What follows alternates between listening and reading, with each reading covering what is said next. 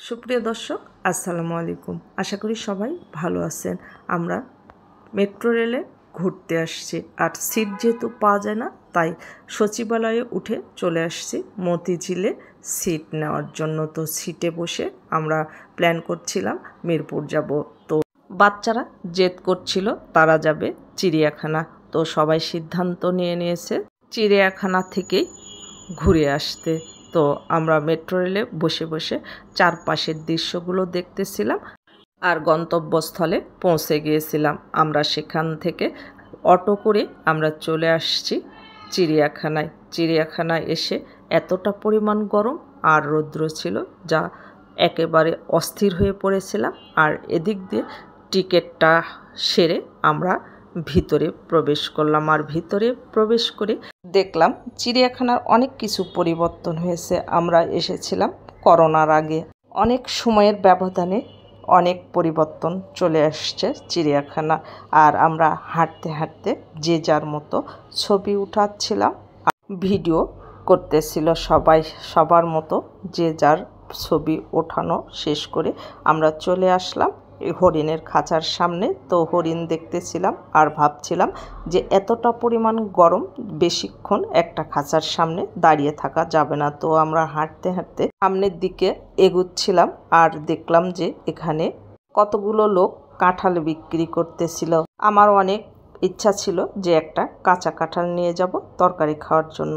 তো আমরা হাঁটতে হাঁটতে সামনের দিকে এগুচ্ছিলাম যে যত দ্রুত বাচ্চাদেরকে বাঘ, ভাল্লুক, কুমির এগুলো দেখানো যায়। এতটা পরিমাণ গরম যা অস্থির লাগতেছে, একেবারে দম বন্ধ করা একটা পরিবেশ। তো হাঁটতে হাঁটতে চলে আসছি রেনেসাঁস বানরের খাঁচায়। এখানে তেমন কোনো বানর নাই, একেবারে খাঁচাগুলো শূন্য পড়ে আছে, শুধু দুই একটা বানর। আর মেয়ে জেদ ধরেছে সে সজারু দেখবে আর ভাল্লুক দেখবে, সে কখনোই সজারু আর ভাল্লুক দেখে নাই। তো হাঁটতে হাঁটতে আমরা পাখির খাঁচার সামনে চলে আসলাম। আর এখানে ছিল বক প্রজাতির পাখি, দেখতে অনেকটা বগের মতো। এখানে ছোট বড় বিশাল বিশাল পাখি, আর এতটা পরিমাণ পাখি আছে যে পুরো খাঁচা ভর্তি হয়েছে। আর ভিতরে যে গাছগুলো আছে এই গাছগুলো ভর্তি হয়ে আছে পাখি। তো পাখির খাঁচাটা দেখে অনেকটাই ভালো লাগলো। তো আমরা হাঁটতে হাঁটতে চলে আসলাম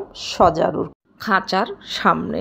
এসে দেখলাম সজারুগুলো লুকিয়ে আছে। অনেক খোঁজাখুঁজির পর পেয়ে গেলাম সজারু, গা ভর্তি কাঁটা আর লুকিয়ে আছে অনেক কয়টা সজারু। এই যে সামনে বসে আছে কয়েকটা, দেখতে অনেকটাই ইঁদুরের মুখের মতো। তো আমরা সজারু দেখা শেষ করে আবারও হাঁটতে হাঁটতে চলে গেলাম বাঘের খাঁচায়। এখানে রয়্যাল বেঙ্গল টাইগার আছে, আর টাইগার খেয়ে দিয়ে মনে হচ্ছে একেবারে অলস হয়ে গেছে, সে ঘুমাচ্ছে। আর সিংহের খাঁচায় আসলাম, সিংহেরও একই অবস্থা, সে খেয়ে দিয়ে রাজার মতো ঘুমিয়ে আছে।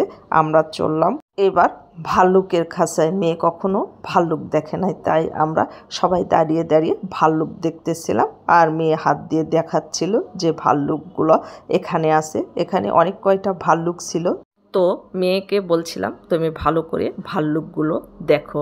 আর হাঁটতে হাঁটতে চলে আসলাম ময়ূরের খাঁচায়। ময়ূরের খাঁচায় এসে দেখি ময়ূরগুলো একেবারে এলোমেলো হয়ে আছে, কোনো পেখম মেলে নাই। তো আমরাও বেশিক্ষণ এই খাঁচা দেরি করি নাই, কারণ ময়ূর পেখম না মেললে ময়ূর দেখতে অতটা সুন্দর লাগে না। অনেকেই ছবি তুলতেছিল।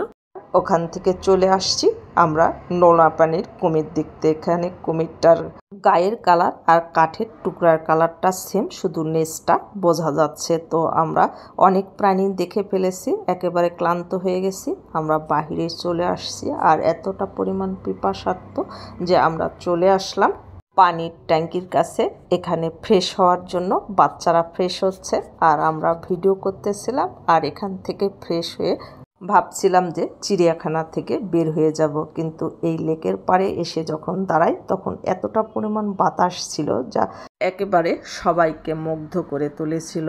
তো কি আর করা, আমাদের সময়ও শেষ হয়ে গেছে, এদিকে সন্ধ্যা ঘনিয়ে আসছে। চিড়িয়াখানা থেকে বের হয়ে পড়লাম। আর আমরা এতটা পিপাসার্থ ছিলাম যে ঈদের যেহেতু পরে এই মুহূর্তে সব দোকানপাট তেমন খোলা নাই। এখানে ছিল আইসক্রিম আর ফুচকার দোকান, সবাই মিলে আইসক্রিম ফুচকা খেয়ে বাসার দিকে রওনা দিয়েছিলাম। আমাদের ভিডিওগুলো যদি আপনাদের ভালো লাগে তাহলে প্লিজ একটা লাইক, কমেন্ট, শেয়ার করবেন, চ্যানেলটাকে সাবস্ক্রাইব করবেন, পেজটাকে ফলো দিবেন। ভালো থাকবেন সবাই। আল্লাহ হাফেজ।